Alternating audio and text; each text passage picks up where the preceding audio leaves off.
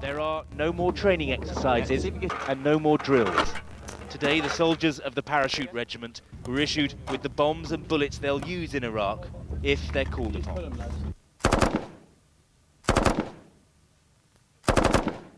On the ranges this morning, the last shots the men will fire in preparation for the real thing. We came on the ranges, just a bit of fine-tuning on all the weapon systems we've been using, and it's going superb. Fantastic. Every shot is made to count. War is too close now for anything other than absolute precision. This camp is home to nearly 800 paratroopers, and it's usually quite a noisy, boisterous place. Today, though, the atmosphere has changed. It's quieter. Minds are focused on checking kit and readying weapons. If and when the paras are ordered to go into Iraq, they will do so at speed. Now that the diplomacy has ended, they're poised to move at any time. Geraint Vincent, ITV News, Northern Kuwait. The US Marines have heard their president's words and know that something is now going to happen, and it may happen very soon. They still await their orders, but the 48-hour clock is ticking. With it, an expectation that instructions to move forward could come at any time. The Kuwaiti desert has become a vast military staging area, convoy after convoy moving through the haze of heat and dust. Almost as far as the eye can see, armoured vehicles standing, waiting. And above them, the sky is now filled with dozens of helicopters flying dawn till dusk, their intentions all too clear. The heat out here is already absolutely punishing. Back at the Marine base, a British major from the Royal Marines is catching a few moments downtime before going to war in a US uniform. A military exchange officer, Major Tanner, is almost envious of the public support his US colleagues enjoy. Troops need to know that they're, the people back home are supporting them. You're confident you're getting that support at this stage? I'm not sure from the Brits. I'm not sure. We only hear about the vocal minority. I'd like to hear more from the silent majority. There has been a marked change in atmosphere here in the last 24 hours. These men and these machines have waited a long time in this desert. Last night, they heard their president express his intentions. Now they simply wait for him to issue his orders. James Mates, ITV News, with the US Marines in Kuwait. The soldiers of 23 Pioneer Regiment are having a final kit check. This has been a daily routine. What's different about today is that the men and women here are now going through the difficult process of handing over their luxuries and anything they've been carrying with them that has sentimental value. Heaven forbid any of them do get captured or lose any of their kit while they're across the border, but if they do, we can't allow their family and friends back in the UK to be traumatised by it. Corporal Nikki Corbishley is giving up her passport, letters, CD player and photos. Another link to home has been cut. It feels like we're losing contact with the outside world because this is the only way that we can contact our family is via letter and telephones. So it's not very nice. No contact with our family. It's like you're cut off now from the rest of the world, really. The soldiers have been at this camp for 7 weeks. Their bags are now packed. The final supplies are going into the vehicles. I'm told that when the order comes, they can dismantle this whole camp in less than 2 hours. And when they go, if they go, it will be without their reminders of home. Romilly Weeks, ITV News in northern Kuwait. Today they were breaking down this American military camp, flattening the sandberms in preparation for the move into Iraq. What wasn't needed for the campaign ahead was being burnt and buried in vast pits. Some troops were already moving up to the Iraqi border, waiting for President Bush's deadline to expire. One convoy of Marines took several hours to pass by. A sober assessment of what lay ahead was given by Colonel Daniel Allen. We expect, he said, that Iraq will use chemical weapons at some point, although he didn't expect to fight the regular Iraqi army. The information that we have is, particularly in his regular army forces, that they have no desire to die for Saddam Hussein, and we hope that that sentiment is both accurate and spreading rapidly because we have no desire to kill the Iraqi army. So the troops here have been told that part of the American battle plan is to spare, if possible, the regular Iraqi army, who they see as having an important role in the country's future. But these men also have been told to expect some hard battles that may include weapons of mass destruction. When these units cross the border into Iraq, they and those of us traveling with them have been told we have to wear full protective chemical clothing. It may have to be worn for long periods, and temperatures here are already reaching 30 degrees during the day. For the troops of Bravo Company 269 Armour, a final photo, a ritual before combat. Their commander says, "We come into Iraq as liberators." Most of these young men will risk their lives, knowing much of the world is unconvinced. Get your rucksack, let's get ready. Gavin Hughes. Everyone is wearing sand goggles around us, but frankly it will not hinder the troops. They still have the advantage that even if we've only got 100 yards visibility, they have night vision, they are much more technologically superior to Iraq. So I think it's a case they've been out here acclimatizing for several weeks now. The men of the British Army and the Americans are now used to these kind of conditions. It doesn't help. Clearly, we saw yesterday some Royal Artillery vehicles breaking down because of the heat, because of the dust. So you have to maintain things very, very carefully. But as far as the battle plan is concerned, certainly as far as any aerial bombardment is concerned, that really shouldn't make any difference to it. And Caroline, as the timetable clicks on to conflict, it's fair to say that the psychological war between the two areas started a long time ago. Well, that started several months ago. The Americans have apparently been sending emails to Iraqi commanders on their computers saying, if you surrender, your men will be safe, we will treat you as prisoners of war, your human rights will be respected, please don't put your men's lives at risk. They've also been dropping leaflets on the ordinary Iraqi population, making very clear that the British and the American army, as and when they go in, are not there to hurt civilians. They want to keep as much civilian infrastructure going as possible, and we've heard that from all of the senior commanders. They've given talks to the men, emphasizing this is not a war against the Iraqi people. This is to find weapons of mass destruction and to go in and take out the current regime. And looking at the psychology of the troops themselves, I mean, many of them have never been in this kind of situation before, facing the biggest challenges of their lives. Behind the bravado, they must be fearful, especially with the issue of the chemical suits that we understand they've just received. Well, that's right. For the past 2 days now, we've been on alert state 1 for chemical and biological warfare. Everybody here has to carry this gas mask.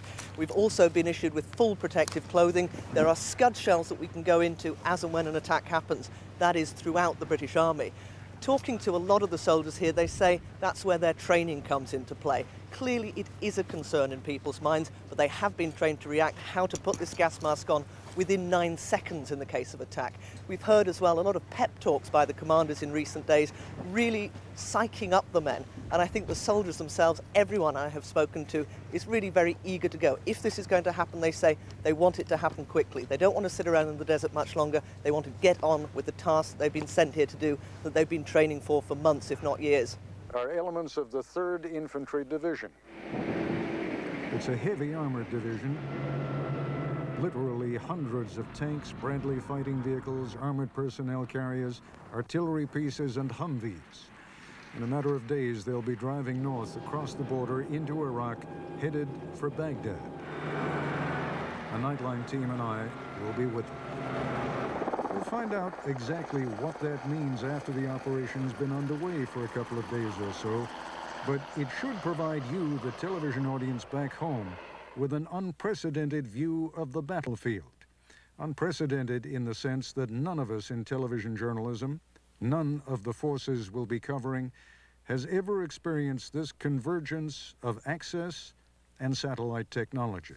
I keep thinking about Franken on Saturday Night Live with that, satellite dish on his head, which was just a kind of a joke not too long ago, but we're going to be that much sort of closer to the idea of instant broadcast. That's what I mean about this situation being unique. Access and technology. In theory, at least, you may see portions of this war in real time as it's happening. If not live, then at least within minutes or a few hours of the action taking place.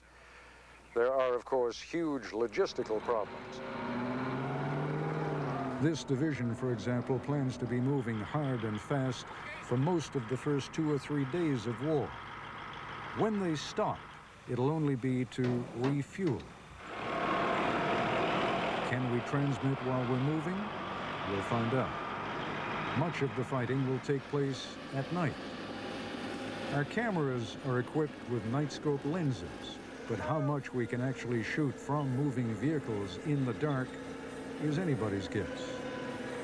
If the Iraqis use any of those chemical or biological weapons they say they don't have, we'll all be wearing masks and protective gear, including rubber boots and gloves. Can we even videotape under those conditions? Again, we'll find out. This is the season for sandstorms in the desert of southern Iraq. Recent storms had winds of up to 70 miles an hour. Visibility was as low as 5 feet.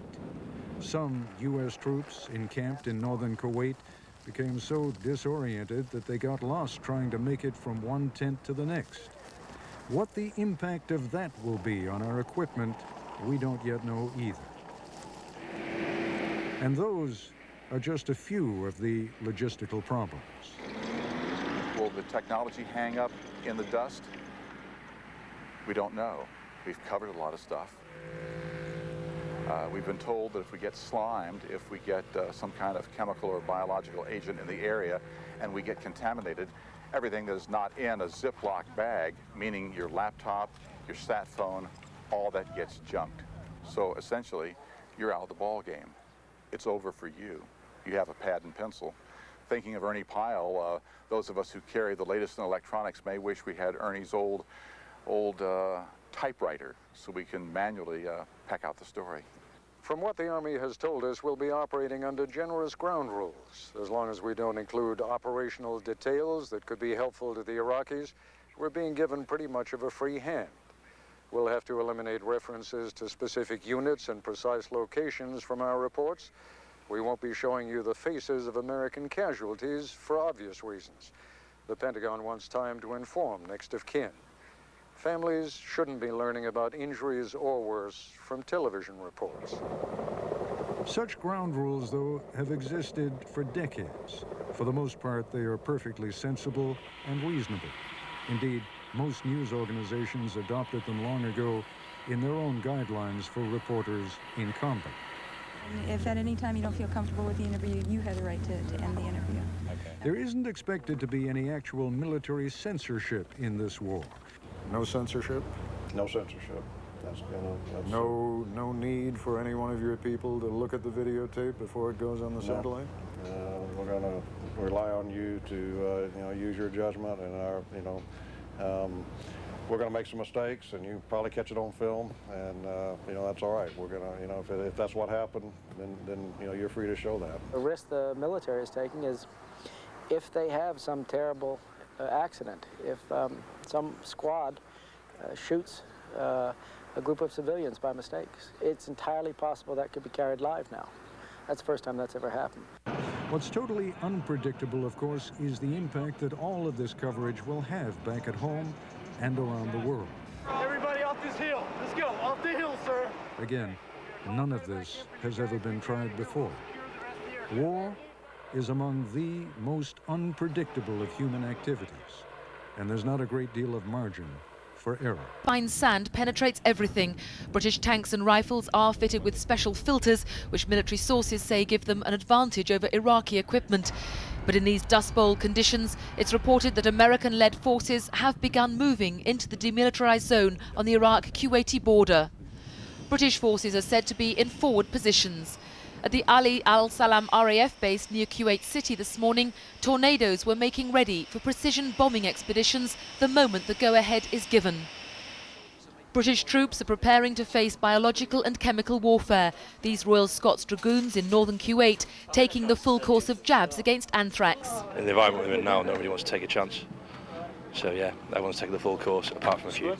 If one of us goes down with anthrax, then it's going to let the rest of the lads down. Because they'll have to drag us, carry us along.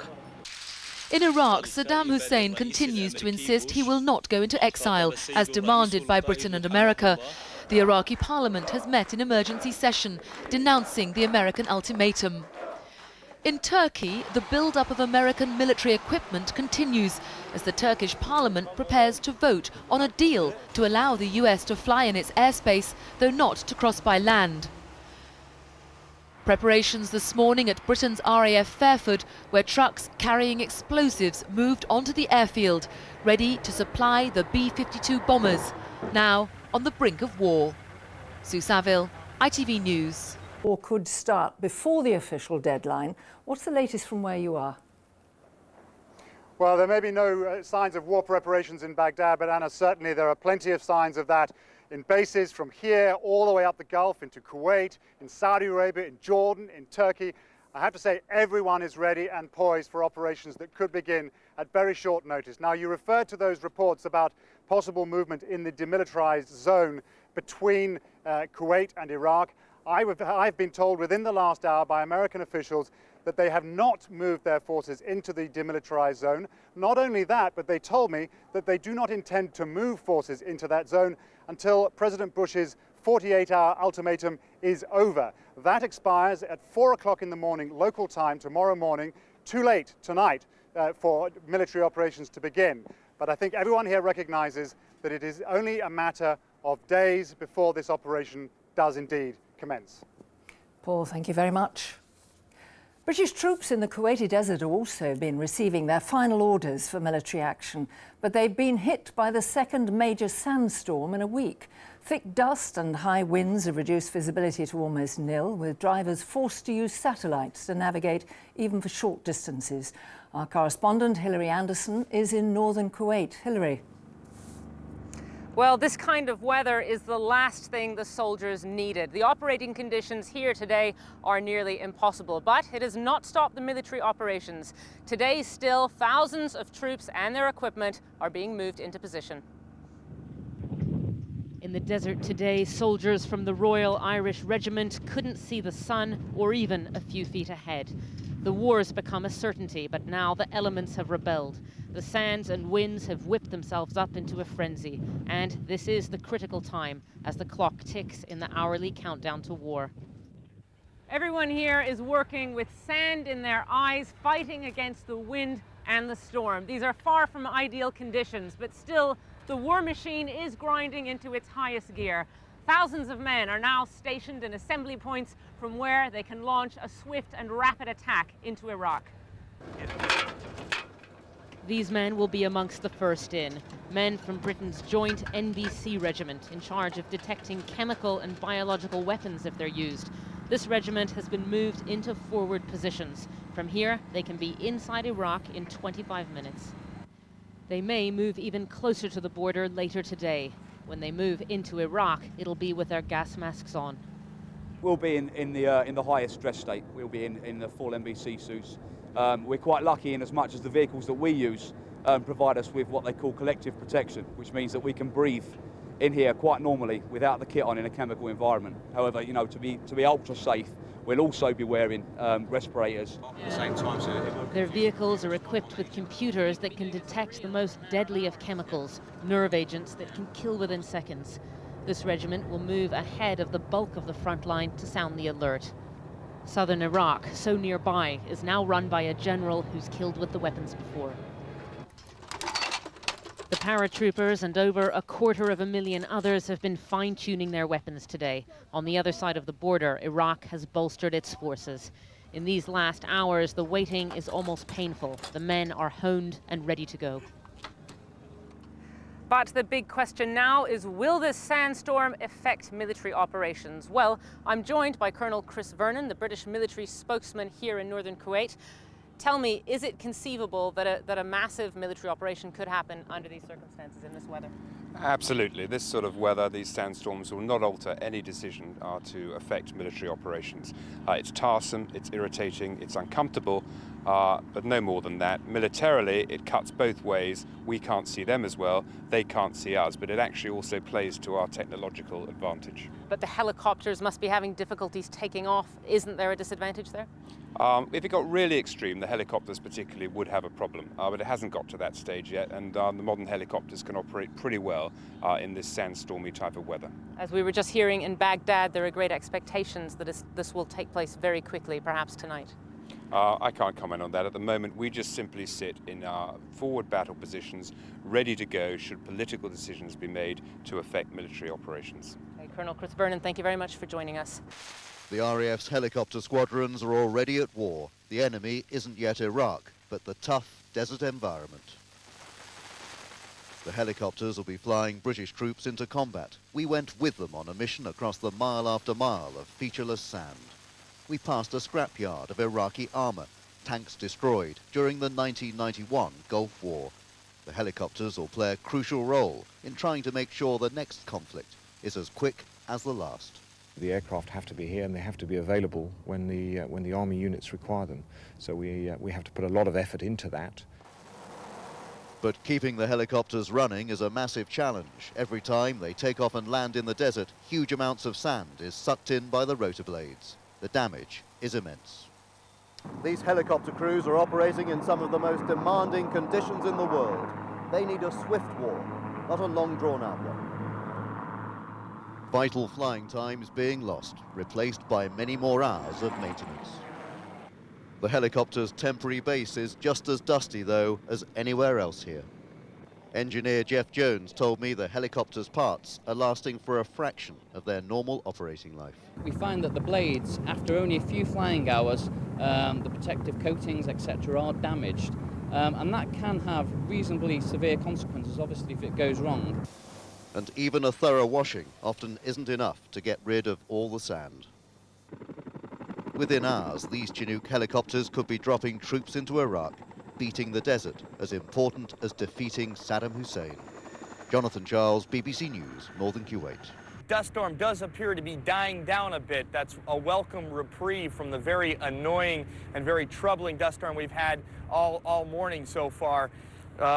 It is bad. It is still very bad, but it's not as bad as they get out here. I mean, these, like you said, these sandstorms are pretty frequent.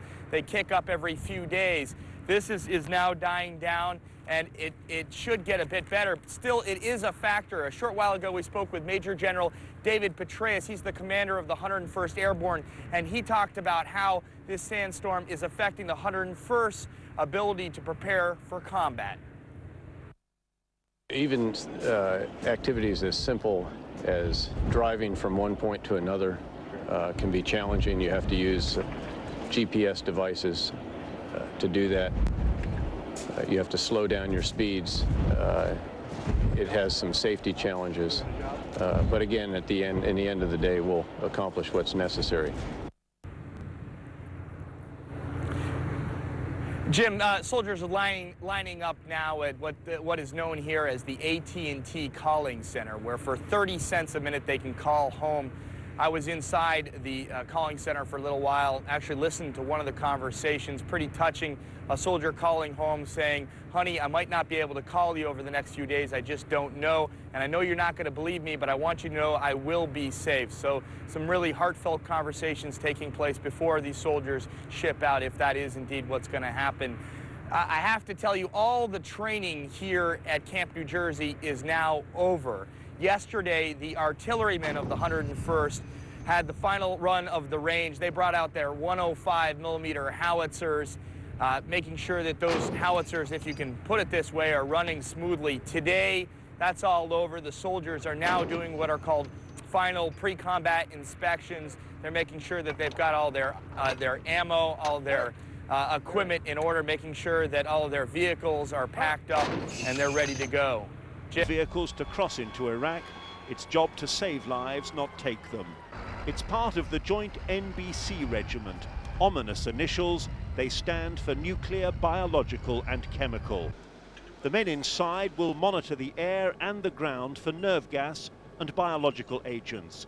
They'll literally pick up samples to see if Saddam Hussein has launched a weapon of mass destruction. I've programmed for myself to believe that they will use them, just so that we can be there quick enough and we can be proactive and reactionary. My personal feeling is that there is a good chance. The casualty is now evacuated. All serving troops are rigorously trained to deal with NBC casualties. The men of the Royal Horse Artillery are among those prepared to don full protective suits and gas masks. More discomfort in already fierce desert conditions. But at this 200-bed field hospital, doctors say biological and chemical devices are less of a threat than conventional weapons. Bombs and bullets are much more risky, and if people arrive here with NBC type of injuries, we're quite confident that we can save, in some cases, up to 97% of them. Another enemy reared its head today, a desert sandstorm. Visibility in such storms can be lost in seconds, with terrifying effect. These conditions are appalling for any kind of military operation. Infantrymen out in conditions like this are told simply to sit down and to wait for the storm to lift, because it's very, very easy to get completely lost and separated from the other soldiers. Everyone hopes this will be a quick, clean war, but it may be dirty and difficult. British troops here are prepared for the worst. Tim Ewart, ITV News, Northern Kuwait. Well, as you might imagine tonight, the imminence of war, rumours flying around about when it's going to begin. The sensible option, though, as always, the one set by the man who happens to be the Commander-in-Chief of the American Army, one George Bush. So 6 hours to go is about the most sensible way of looking at it tonight. Although today we've seen a large incursion, a movement of troops into the demilitarized zone. This from Kuwaiti sources were saying this. The Americans not saying much about it, nor the British side either, but they insist that those troops have moved into this demilitarized zone which runs along the border between Iraq and Kuwait. And all the while continuing preparations along this whole 250,000 strong force for the possibility of any chemical or biological weapons attack. The Kuwaiti desert this morning, and the force of soldiers, 250,000 strong, poised to invade Iraq, hunkered down in the sandstorm which blanketed this Gulf state. There are now just 6 hours to go until George Bush's deadline for Saddam Hussein to leave Iraq expires. Reporting restrictions prevent me saying much about that, beyond indicating that an immediate assault at that hour appears unlikely tonight. And if there is an invasion, this unlikely device will be at the forefront, a British armoured personnel carrier designed to test for chemical and biological weapons without exposing the crew.